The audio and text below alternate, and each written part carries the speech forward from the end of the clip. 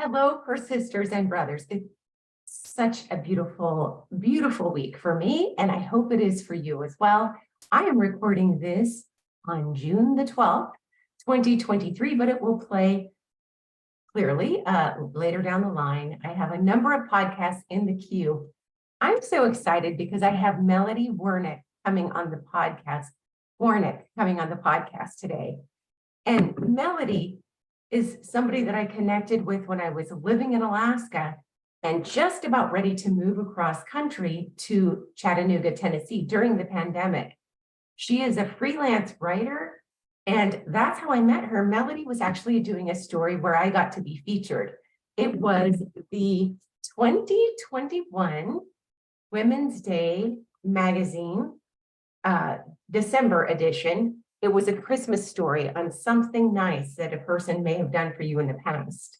And so I was trying to thank my dear friend Shelley, and Melody was the reporter or the journalist. And so I got to know her just a little bit then. And there I found out that she'd written a couple of books that sounded intriguing. I meant to download them, and then I got busy in the move. About a year or so later, I made a friend named Chip who has a podcast called Home Where We Belong. He lives here in Chattanooga too. Highly recommend the podcast, Home Where We Belong. And Melody was his first guest. So it's like, oh, neat, we were meant to connect. We were meant to connect. So just a little bit about Melody. She is the author of This Is Where You Belong, Finding Home Wherever You Are. And she has written for the Reader's Digest, Women's Day, Slate, Guardian, and she has a newer book that she's going to talk to you about also. And it's all based on laying down roots and creating community wherever you are. Basically, you know that song, Love the One You're With? If you're old like me, you'll remember it from your childhood. Well, how about love the place you're with, that you're at? And so she has a couple of amazing books. She's a fabulous writer, a mom, and has moved a ton. I'm excited because laying down roots and finding community is a huge part of this podcast. And so whenever I write or whenever I talk to people about whatever situation they're going through in coaching, learning community basics, learning how to get to a place where you have people you can call on or that they can call on you, that you feel like you belong, that is critical for all of us. Saying this on the neck of just coming back from my family reunion. And for those who don't know me, I didn't meet my father till I was in my 20s. I was 20 years old, didn't get to know the extended family really hardly at all until I was in my 40s when my kids were grown and I could afford to go back and forth to Kentucky for family reunions. Well, I decided to move to Tennessee. That's pretty close to the Kentucky family. And all this time, I haven't had a family reunion in several years. None of us have, right? Because we had a pandemic. When I was young, even in my early 40s, and I would come to family reunion, I'd get so anxious, and inevitably there were so many aunts and uncles and cousins and things, and I just get overwhelmed in a crowd of more than 3 people. If I commit to an event and then suddenly there are more than 3 or 4 people, I am anxious the entire time until I'm in the middle of it. Then I calm down. But if I know it's going to be more than 3 people, it's too much. So imagine a huge family that you didn't know, but they're very colorful. So this one uncle, when I was in my 40s, came back to the family reunion, hadn't been there in years. And first thing he says is, "You find a man yet?" And then another uncle walked up to him, and this uncle says to him, "Hey, this is Elizabeth. She can't find a man."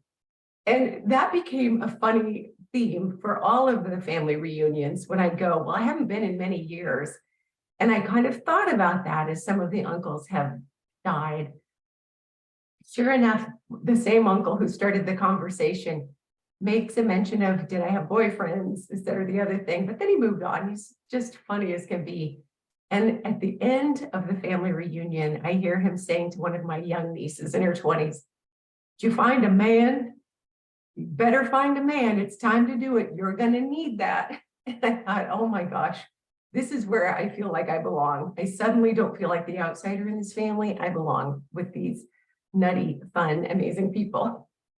I didn't back away from the family reunion without getting advice. He followed me, I mean, kind of, and I'm being dramatic, but he let me know that I was wasting my money by not buying a home just yet in Tennessee. So at least I got some advice and I knew I was cared about. And I think Melody will talk to us about when do you make community? How do you make new friends when you're somewhere different? What does it take to get to that place where we feel like we belong? That's the ultimate thing. So I'm so excited to have Melody Warnick here today. I'll introduce her in just a tiny little second. Thanks as ever for being here. I also want to let you know patrons are going to get a workshop soon on how to get publicity for your business or your writing for free. And so some of the steps that I got I got into national publications like the New York Times, Women's Day Magazine, Reader's Digest, using these tips. So I'm going to teach that for patrons.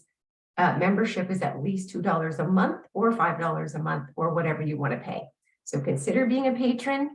I'll introduce you to Melody in just a second and have a delightful listen here. Melody, thank you so much for being here, Melody Warnick. And I really appreciate you being on Persistence U. And before we get started, I gave your intro. What is the name of your newest book? So my new book, which came out last year, is called If You Could Live Anywhere. And it is about that decision that a lot of people are in the position to make of, I'm not tied to my place by my job. Where do I want to go?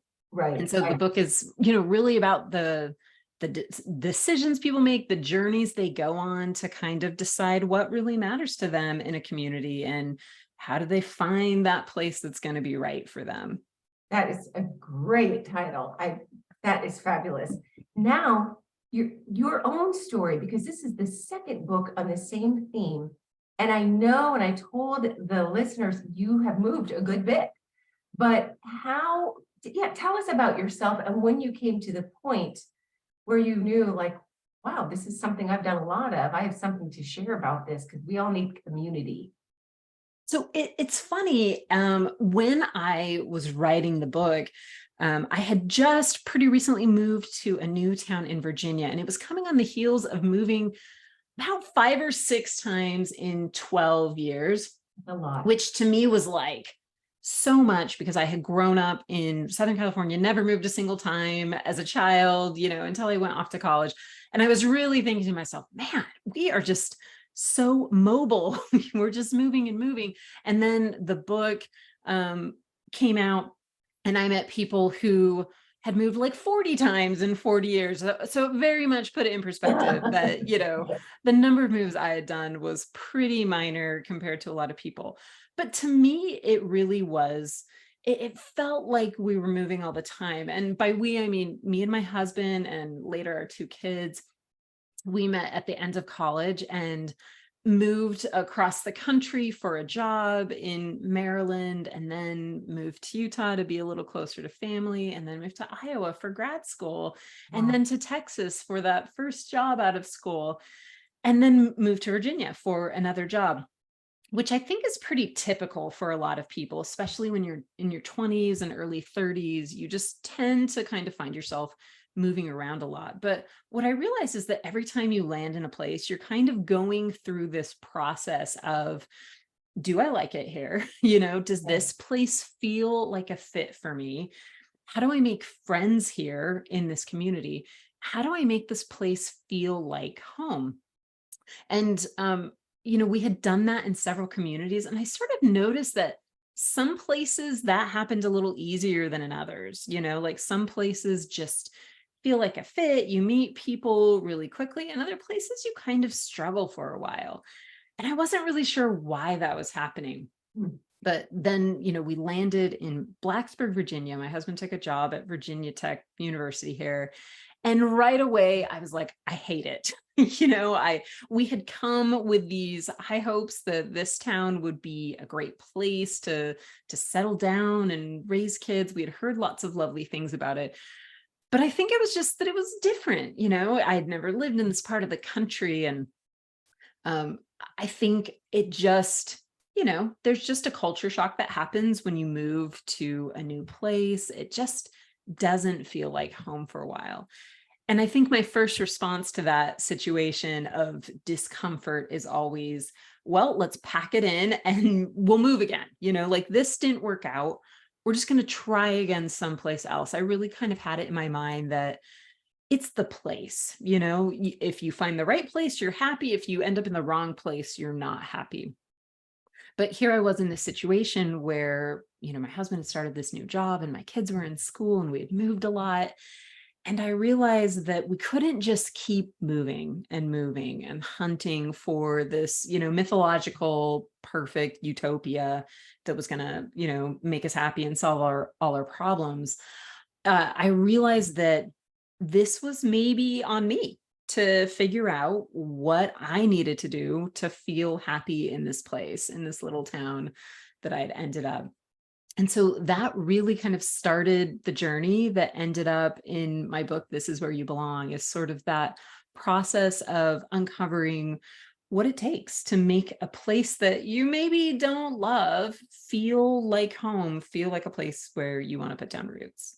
I like this. The lessons inside it are so important, even for people who aren't moving, because we all need community, but some of us live in communities where there's constant moving, whether they're a military family somewhere, or if you live in Alaska, especially in some of the bigger cities there were always good friends that you make and love and adore, and then they leave. Yes. And then, you get used to another group of friends, and then one by one, they leave. And you either have to make a decision, I'm going to trail and follow them, or find my perfect utopia, or maybe I'm going to figure out how to continue to rebuild and find a place where I belong, create the place where I belong. Right. Well, and what you realize and what you just said makes this point perfectly is it's not a once and done thing. It would be great if it was, you move to community, you do some work to really settle in, to make friends and build this community for yourself. And that's it. And then you never have to worry about it ever again. But the reality is our communities are always in motion and we're always in motion. We change, our life situations change. That's kind of an interesting factor of this process of building a sense of place in a particular community, is that the place that was perfect for you when, say, your kids were little and this was a great place for them to grow up, might not work for you anymore when they're out of the house or when other things about your life have changed. And I think you're exactly right about friends moving away. We live in a college town, and so that means that has happened to us over and over again. And honestly, just recently, so the spoiler alert is I still live here in Blacksburg. It's been almost 11 years now. Long time. Yeah, it's a long time. And especially for, my husband, he's never lived anywhere in his whole life as long as we've lived here. And, overall, we're really happy here, but we have had some really good friends move recently. And I feel like this winter, it kind of came to a head where it's just like, I don't have any friends here, like I'm really struggling and kind of feeling lonely again, sort of feeling back to the way I felt when I was new and I didn't know anyone. And it made me start thinking about moving again, just that default of, well, this town has run its course for us and we've seen people leave, and you kind of get that anxiety about, being left behind. And I kind of, wallowed in that for a few months this winter of just feeling like, maybe this isn't the right place anymore. Maybe we do need to start thinking about moving. And then just, I finally realized that I sort of had to start the work over again. When I was new in Blacksburg, I discovered this concept called place attachment. I didn't discover it. I learned about it for myself, and it's this scientific term in the scientific literature for psychologists and sociologists that denotes that feeling of connectedness that we have to the place where we live, that feeling of love and affection and attachment. And it's really good for us, and it's good for our communities. And place attachment develops through behaviors. We can sort of nudge it along for ourselves by engaging in certain behaviors that help us develop that relationship with our town. And I did a lot of those when we were new in Blacksburg, and had kind of gotten to a point where I was on autopilot and felt like I'm attached here, everything's great. And I realized I needed to sort of go back to that menu of behaviors and do some of those again. And, we had some friends over this weekend for a fire pit in our backyard. And I realized we kind of hadn't hosted anyone for a while. And the relationships we'd sort of let drift a little. And you can only do that for so long. And then you sort of have to make a renewed effort to build community for yourself. It doesn't happen automatically. And if you ignore it for a while, even a carefully crafted community of friends can start to disintegrate, even more so when people are moving away. So it is something that you just need to kind of intentionally, consciously work at over time, no matter how long you've lived in your place. I like it, especially after 2 years of most of us not being able to see each other very freely whatsoever. Friendships shift, content's shifted in a sense. And so when we come out of it, it's not easy. It's not automatic and easy to get back into feeling a part of things again. It's easier, for me at least, to feel like I'm the odd person out. Yeah, for Especially in sure. wintertime. Summer, I don't have that struggle as much, but in wintertime, definitely. So what are some of the things that you did during that period where you're building community, where you committed to, I'm not going to run this time. This may not be my dream place at this moment, but I'm not going to run. I'm going to stay here and develop roots and community. What were a few of the things that you did that frankly people could do even now if they're at their home, but things have shifted? Yeah, absolutely. So, and it's interesting you mentioned COVID, because I think in some ways, COVID, even though we were apart, there was a consciousness of what we were missing.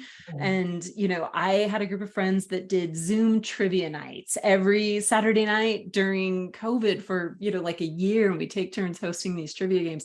And I think it was because no one had anything else going on. And we missed each other. We had a sense of what we were missing. And now I feel like we're back to this point where everyone's really busy. We just have lots of activities going on, and that making that time to actually be with people just isn't a priority anymore. And I think it's starting at least for me, I've started to notice that taking a toll. So I think that's maybe the first thing that I would suggest for someone who is in a town where, maybe they're new or maybe they've been there for a while, but, reach out to people. And when you're new, that's so hard. It has this very awkward, asking someone out on a date quality, like, Exactly. because you meet someone and you're like, ooh, I think I'd like to get to know them a little better. Maybe they could be my friend. It's so awkward moving someone to the next stage in the relationship. But, asking someone to lunch or inviting them to a movie, something sort of low stakes, I think is really important, and it takes effort. Often you have to host, you have to be the one to invite rather than to just wait around and be invited and be depressed because no one invited you to something. So, it means, okay, we're going to be the ones to have someone over, or I'm going to extend the invitation to lunch. So I think just having that mindset of being the host, being the person to invite people is important to developing that sense of community. Second, I would say show up, show up when you're invited to things. I had a friend here in Blacksburg. She has since moved away, but I noticed that she hadn't lived here very long, and yet she seemed to be very rich in friends. And I asked her what her strategy was, and she said, I made a deal with myself when I moved here that anytime I was invited to anything, I would say yes. I would just go, and it didn't matter.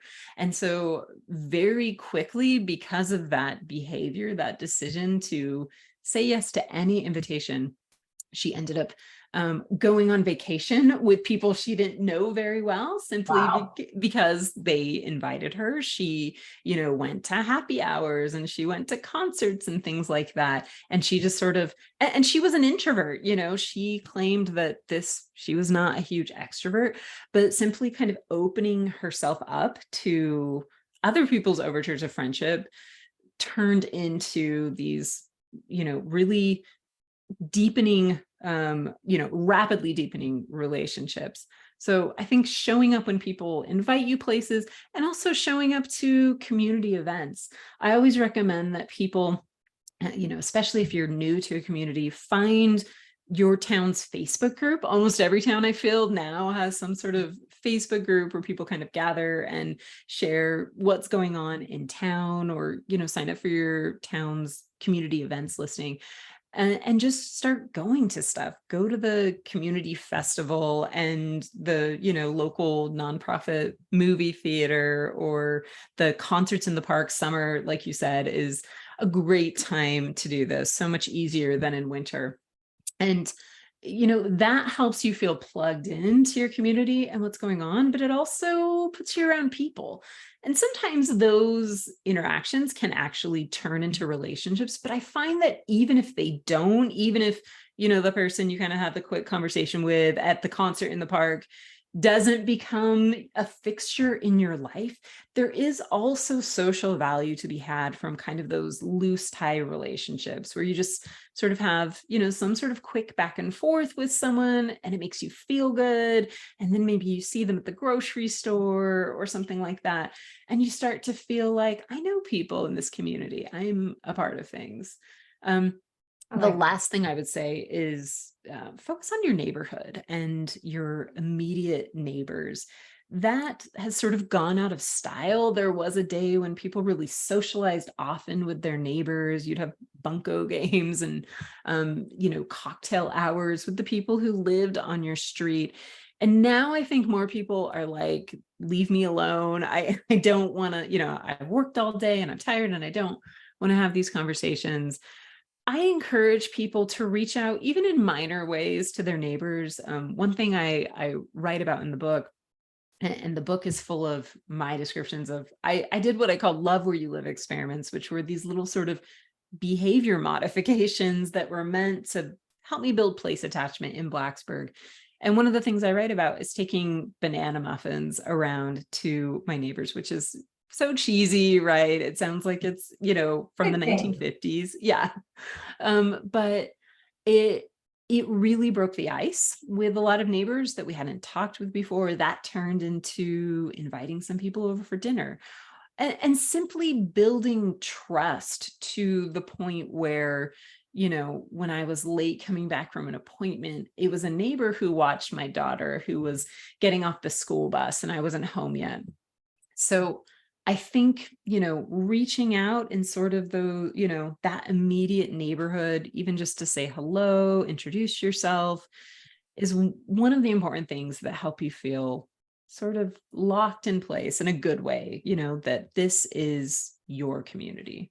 Right. I love that. And I think I've heard you talk about animals too before, that kids and animals connect you. They're like almost like a business card. If you have children raising you, it's easier to meet other parents, and a dog, if you're walking, it's, people Yes. respond to that. It turns out that I don't have a dog. I have cats. They're not, they don't go They're not very walkable. not very walkable, but it turns out living in a community where there are a lot of animals, and I live in a very animal friendly apartment complex, it's amazing how many people you meet, and it does break down the barriers. And another thing I found being fresh from Alaska, moving to Chattanooga, and I really feel like the cultural differences I should have anticipated more greatly, but like I could have moved to Vietnam and at least I would have known that there was going to be cultural differences. But this was huge, but it's really exciting. But the other thing is doing either volunteer work. I know you've talk about this a little bit, doing volunteer work, finding a place to serve, and or for me, gig work. So I'm like you, I'm a writer that leaves me alone a lot of the time. It's not that cool when it comes to making friends. But on the other hand, I did some substitute teaching and met some wonderful people and certainly kids. And through children's eyes, you get to know the community in a way you might not have otherwise. And it's good. And temporary work maybe for some people, or, like volunteering at events or fundraisers. It just can be a neat way to develop community, but also get to see where you fit. Yeah, those are such good points. And I have found those to be true in my life. I write in the book about volunteering. And at the point where I wrote about it, I was kind of, I talked about volunteering at the Lyric, which is our nonprofit movie theater downtown. But I was sort of like a substitute volunteer. I would just kind of like sign up and take shifts, here and there whenever I had a chance. But during COVID, I became a regular Monday night team member. My daughter and I go every single Monday night. That is our shift. And we've totally developed relationships with the other people on the shift where I feel like they're my friends. We're not doing stuff outside of this one engagement a week, but having that, knowing I'm going to come and I'm going to see Betty and I'm going to see Diana, I'm going to see Tim, like there's something really comforting about that. And I absolutely agree about work too, which is weird because, I wrote my second book, If You Could Live Anywhere, really kind of like thinking about people who are remote workers and can live anywhere. But that was me for a long time. I was a freelance writer and worked from home. But about a year and a half ago, I took my first full-time job in a long time at the University of Virginia Tech, where I continue to be a writer. I'm doing very similar work, but my social circle because of that has expanded so dramatically. And I'm not, nothing against remote work or, being a solo practitioner. That was really wonderful for a long time. But when you're in a new place and really want to feel more socially connected, that's helpful, honestly. It truly, truly is. And I just feel like even if a person has remote work, if they could take one shift a week somewhere, if they're in a new community, like I work retail now, now it'll be one shift, soon it'll dwindle down to one shift a week, but some of the nicest women in the world that I work with and customers as well, but it gets me out. Yes. Circulating, serving, all of those things. And that's really important as a older person who moved across the world, basically. So Yeah. I like that so much. Your movie theater place sounds like heaven. Being to Virginia now. I know, right, exactly. You are welcome. Everyone's welcome to come to Blacksburg. Well, and it's funny too, I when my family moved here and struggled at the beginning, but made this really concerted effort to put down roots here and successfully, like it didn't happen immediately, but it was kind of over time doing these acts of place attachment, that were designed to make me feel more in love with Blacksburg. I did things like shopping at the farmers market or voting for local elections and, picking up trash on the side of the road. And all these things kind of cumulatively over time made me feel at home here.